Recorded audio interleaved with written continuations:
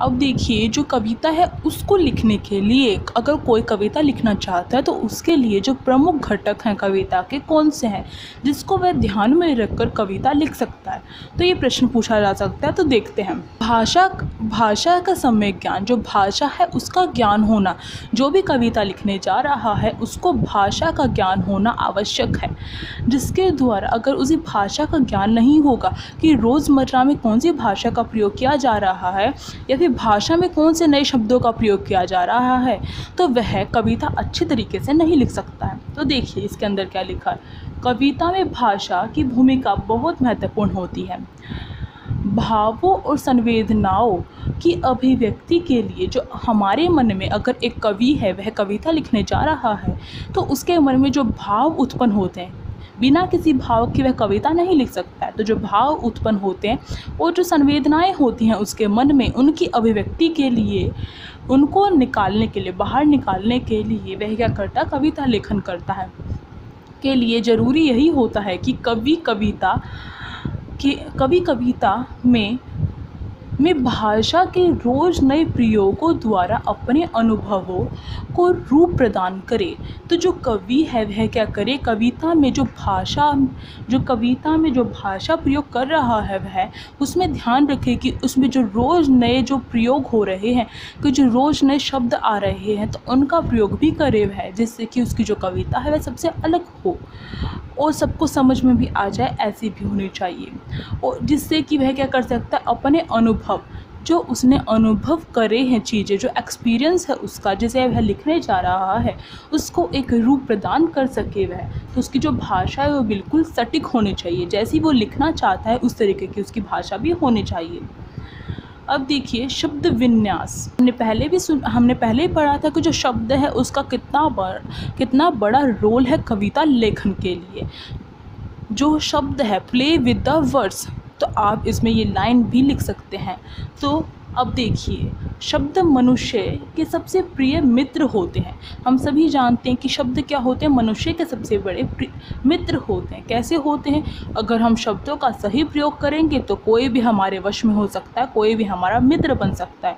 अगर हम शब्दों का सही प्रयोग नहीं करेंगे, हम गुस्से में बात करेंगे, हम ऐसे शब्दों का, अपशब्दों का इस्तेमाल करेंगे जिससे कि किसी दूसरे को ठोस पहुँचे, तो इससे क्या होगा, कोई भी हमारा मित्र नहीं बनेगा, सभी हमारे दुश्मन बन जाएंगे। तो शब्द अगर उनका सही से प्रयोग किया जाए तो वो हमारे मित्र बन जाते हैं। अब देखिए, इसलिए कविता लेखन के समय कवि को अपने भावों और विचारों के अनुरूप शब्दों का चयन करना चाहिए। तो इसलिए ही जो कवि है उसे कविता लेखन के समय अपने भावों और विचारों की अभिव्यक्ति के लिए क्या करना चाहिए, अनुरूप शब्दों का प्रयोग करना चाहिए। जिस प्रकार के उसके भाव है, जिस प्रकार के उसके विचार है, उसी प्रकार के शब्दों का प्रयोग करना चाहिए। ऐसा नहीं वह लिखने तो जा रहा है अपनी किसी प्रिय के लिए, परंतु उसमें वह शब्दों का प्रयोग कर रहा है दुश्मनी वाले, तो इससे क्या होगा, बात बिगड़ जाएगी, बनने की बजाय बिगड़ जाएगी। तो ऐसा नहीं होना चाहिए। तो जो शब्द हैं उनका बड़ा रोल है कविता के अंतर्गत। अब देखिए, छंद व्यस्क बुनियादी जानकारी, जो छंद व्यस्क जो बुनियादी जानकारी है वो एक कवि को होनी चाहिए। जो छंद के लिए जो छंद होते हैं उनकी एक बेसिक सी जो जानकारी है वो कवि को होनी चाहिए, जिससे वह अपने कविता को और भी ज़्यादा आकर्षक बना सकता है। तो देखिए, छंद और तुक से बंधी हुई रचना हमारी भावनाओं को संगीत में बदलकर हमारे सामने प्रस्तुत करती है। जो छंद होते हैं वो क्या करते हैं, अगर कोई कवि छंदों का प्रयोग करता है, लयात्मक आपने सुना होगा, आप अगर पढ़ते हैं किसी की कविता तो उसमें क्या होता है, लयात्मकता का भाव होता है। छंद अगर प्रयोग करता है, मतलब कि जो लाइनें होती हैं, अगर एक आपने पंक्ति पढ़ी, एक लाइन पढ़ी और उससे अगली वाली लाइन पढ़ी तो उसको आपको ऐसा लगेगा कि मिलती जुलती लाइनें आपने पढ़ी है, तो उसमें एक तुकबंदी होगी। जो छंद और तुकबंदी का प्रयोग करते हैं तो इससे क्या होता है, संगीत का भाव, संगीत की तरह जो कविता होती है वह बंध जाती है। हम संगीत के रूप में भी गा सकते हैं उसको। तो एक बार आप ध्यान दीजिएगा, और मैंने जो बाकी आपको जो कविताएं करवाई थी, जिनकी एक्सप्लेनेशन करवाई थी, तो उसमें मैंने आपको बताया था कि यहाँ पर छंद का प्रयोग किया गया है। तो आप उनको भी पढ़ के देखिए कविताओं को, तो आपको पता चलेगा कि जो छंद है उनका प्रयोग किया गया है और किस प्रकार से किया गया है उनका प्रयोग। तो जो लास्ट जो पंक्ति, जो राइमिंग वर्ड्स होते हैं, आपने इंग्लिश में जो पोएम पढ़ी होगी तो उसमें जो राइमिंग वर्ड्स होते हैं उनके द्वारा ही क्या किया जाता है, तुकबंदी की जाती है कविता में। अब देखिए, तो उसकी छुअन हमें भीतर तक उस भाव से जोड़ देती है। अगर कविता में छंदों का प्रयोग किया जाता है, तुकबंदी की जाती है, तो इससे क्या होता है, तो उससे जो कवि जो भी भाव प्रकट करना चाहता है कविता में, वो भाव हमारे मन में उत्पन्न हो जाते हैं। हमारे मन में उन भावों की क्या हो जाती है, छुअन आ जाती है, मतलब कि हमारे मन को छू कर चली जाती है कविता।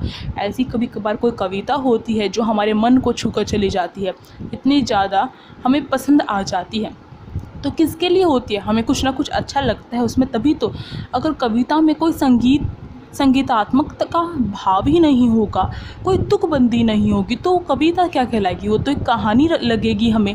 तो कहानी, अगर आप पढ़ने बैठे हो कविता और आपके सामने कोई तुकबंदी वाली कविता ना हो, कोई छंद का प्रयोग ना किया गया हो, तो आपको वो कहानी लगेगी, तो आपका मन तो ऊब जाएगा ना। तो इसलिए ही क्या है, जो कविता है उसमें छंदों का प्रयोग होना चाहिए। इसलिए कविता में छंद और तुक कविता को अधिक भावमय बना देते हैं।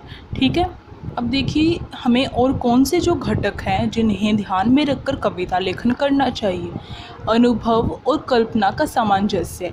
एक कवि को कविता लेखन करते समय क्या करना चाहिए, जो अनुभव होते हैं, जो एक्सपीरियंस होते हैं कवि के, और जो कल्पनाएं होती हैं कवि की, जो अपने मन में वह कल्पना करता है, किसी भी विषय को लेकर वह कोई भी कल्पना करता है, और जो अनुभव होते हैं उसके, उनका सामंजस्य करना चाहिए, उनमें बैलेंस करते हुए कविता लिखनी चाहिए। कवि कविता में भाव और विचारों के साथ अपनी कल्पना शक्ति का प्रयोग करता है। जो कवि होता है वह क्या करता है, अपने मन में जो भाव होते हैं या फिर जो विचार होते हैं उनके साथ साथ क्या करता है, वह कल्पना शक्ति का भी प्रयोग करता है कविता लिखने के लिए। मतलब कि वह केवल अपने भाव और विचारों को ही स्थान नहीं देता है कविता में, वह कल्पना जो शक्ति है उसकी, किस प्रकार से वो कल्पना करता है कि इसके बाद क्या हो सकता है, इसके बाद क्या हो सकता है, आप सोच भी नहीं सकते, ऐसी कल्पना कर देता है कवि। तो उस कल्पना शक्ति का प्रयोग करता है कवि। कल्पना के द्वारा कवि कविता में जीवन के सत्य के मधुर और कटु दोनों रूपों को प्रकट करता है। कल्पना के सहारे क्या करता है कवि, जो जीवन के जो कवि क्या करता है, कल्पना के सहारे तो जीवन में जो भी हमारा जो उस समय जो भी सिचुएशन होगी, जिस समय वह कविता लिख रहा होता है, वह हमारे सामने प्रकट कर देता है कि ऐसी जो सिचुएशन है, ऐसी समस्या हमारे देश में प्रकट हो गई है और हमें उससे जीतना होगा।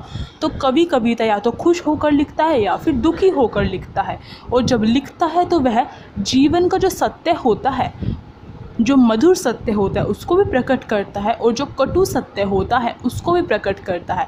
मतलब कि जीवन में जो सुख है और दुख है दोनों पहलुओं को प्रकट करता है। ऐसा नहीं है कि वह केवल सुख को प्रकट करेगा और समस्याओं के प्रति कोई ध्यान नहीं देगा, दोनों चीज़ों को प्रकट करता है अपनी कविता के दौरान। कवि को केवल कोरी कल्पना से बचना चाहिए। जो कवि है उसको केवल जो कोरी कल्पना होती है, ऐसा नहीं कि कल्पना करने का हक एक कवि को दिया गया है तो ऐसा नहीं वह बहुत ज़्यादा मात्रा में कल्पना करती, ऐसा नहीं होना चाहिए। उसे क्या करना है, एक बैलेंस करके ही क्या करनी है, अपनी कल्पना करनी है, कोरी कल्पना से बचना है। देखिए सहज संप्रेषण शक्ति, जो सहज संप्रेषण शक्ति है, संप्रेषण क्या होता है, संप्रेषण मतलब होता है कि एक व्यक्ति अपने भावों या फिर अपने विचारों को दूसरे व्यक्ति तक पहुंचाए, तो उसको संप्रेषण कहा जाता है। और उसी जो दूसरे व्यक्ति तक अपने भाव और विचारों को पहुंचाया जाता है उसको संप्रेषण कहा जाता है। तो देखिए कवि अपने मन के लिए नहीं लिखता है। हम सभी जानते हैं जो कवि है वह केवल अपने लिए कविता लेखन नहीं करता है। अगर वह कविता ही लिख रहा है तो वह पूरे संपूर्ण संसार के लिए लिख रहा है, जो भी उसे पढ़ना चाहे तो वह उसे पढ़ सकता है, उस पर वह रोक नहीं लगा रहा है। तो वह केवल अपने लिए नहीं लिखता है, वरन उसका लक्ष्य अपने भावों और विचारों से समाज को परिचित कराना होता है, समाज को परिचित कराना होता है या फिर समाज को अवगत कराना होता है। कविता लेखन करते समय कवि केवल कविता अपने लिए न लिखकर क्या करता है, उसका लिखने का केवल एक लक्ष्य यही होता है कि जो भी उसके मन में जो विचार प्रकट हुए हैं, जो भी भाव प्रकट हुए हैं, उससे जो पूरा जो समाज है वह क्या अवगत हो, वो भी जाने कि उसके मन में क्या भाव उत्पन्न हुए हैं। इसलिए वह अपने भावों का साधारीकरण करता है। इसलिए क्या करता है, वह अपने भावों का साधारीकरण करता है, मतलब कि कविता लेखन करता है। सहज व सरल भाव पाठक को कविता के साथ बांध देते हैं। तो इसमें बता रखा है कि हमें जो अपने भाव किस प्रकार के रखने चाहिए। ऐसे भी नहीं, ऐसे भावों को लिखने का कोई फ़ायदा नहीं है जिनको एक जो पाठक है, जो पढ़ने वाला है, वो ना समझ सके। तो सहज व सरल भाव होने चाहिए जिनको एक पाठक समझ सके। तो अगर सहज और सरल जो भाव है उनके द्वारा कविता लिखी गई है तो वह क्या करती है, वह कविता पाठक को बांधे रखती है। अब देखिए आखिरी घटक इसका, भाव एवं विचार की अनुभूति। कविता भावों का प्रबल आवेग है। जो कविता है वो भावों का ही तो खेल है पूरा का पूरा। जो कवि के मन में जो भाव उत्पन्न होते हैं उसको वह कविता के रूप में प्रकट कर देता है, तो अपने भावों को एक रूप या फिर एक आकार दे देता है। तो और मनुष्य भावों और विचारों को अभिव्यक्त करने के लिए तत्पर रहता है। हम जो मनुष्य हैं, हमारी क्या आदत है कि जो भी हमारे मन में जो भी भाव होते हैं, फिर हमारे जो भी विचार होते हैं, हम उसे प्रकट करना चाहते हैं कैसे ना कैसे करके, क्योंकि हमें एक शक्ति मिली हुई है बोलने की। हम अपने विचारों को प्रकट कर सकते हैं। और जिस समय जब पाबंदियाँ लगती थी हमें, हमारी अभिव्यक्ति पर, हमें बोलने की आज़ादी नहीं होती थी, तो हम क्या करते थे, चित्र बनाते थे या फिर कविताएँ लिखते थे। तो इस प्रकार से हम अपने भावों या विचारों को हमेशा क्या करते हैं, अभिव्यक्त करने की कोशिश करते रहते हैं। इसीलिए क्या है, सामान्य व्यक्ति कविता की उस ऊंचाई तक नहीं पहुंच सकता जो एक सामान्य व्यक्ति होता है, जो कवि नहीं होता है। तो एक सामान्य व्यक्ति हमेशा अपने भावों या विचारों को उस नज़रिए से नहीं सोचता है जिस नज़रिए से एक कवि सोचता है।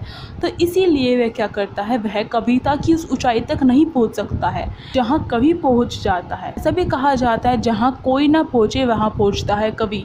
इस प्रकार से बहुत सारे जो दोहे हैं या फिर इस प्रकार से बहुत सारे जो क्योट्स हैं वो कवि के ऊपर बनाए गए हैं। तो जो कवि है वो हर उस स्थान पर पहुंच जाता है जहां पर एक सामान्य व्यक्ति नहीं पहुंच सकता है। उसकी सोच से काफ़ी आगे होता है एक कवि, क्योंकि कवि की आत्म शक्ति प्रबल है। जो कवि है उसकी जो आत्म शक्ति है वह क्या होती है, प्रबल होती है। इसलिए क्या करता है, वह इतनी ऊंचाई तक पहुंच जाता है कविता लिखने के लिए। तो जो कविता वह भाव एवं विचार की अनुभूति है। अनुभूति मतलब महसूस करना, अपने भावों और विचारों को समझना और इस लायक बनाना अपने भावों और विचारों के द्वारा कविता तैयार करना। तो ये सारे प्रमुख घटक थे जो अभी तक हमने पढ़े। ये सारे के सारे प्रमुख घटक थे जिसके द्वारा हमने क्या किया है, सीखा है कि कविता को हम, अगर कोई आप में से कोई कविता लेखन करता होगा तो उसे अच्छे से भी पता होगा कि ये सारे जो भाव या लेख होते हैं वो, ये सारे जो घटक होते हैं कविता लेखन के समय अपनाए जाते हैं। अगर आप में से भी कोई कोशिश करके देखे, अगर थोड़ा सा भी % आपके अंदर ऐसा कोई खूबी है तो आप भी लेखन कर सकते हैं। प्रैक्टिस की ज़रूरत होती है, तो आप भी ट्राई करके देख सकते हैं। अगर आपको ये वीडियो अच्छी लगी हो तो please like, share and comment करके बताएं कैसी लगी। अगर आप चैनल पर नए हो तो आप सब्सक्राइब कर सकते हैं और साइड में जो बेल आइकन है उसे प्रेस कर सकते हैं, जिससे कि न्यू वीडियोज़ की नोटिफिकेशन आपके फ़ोन में आ सके। Thank you.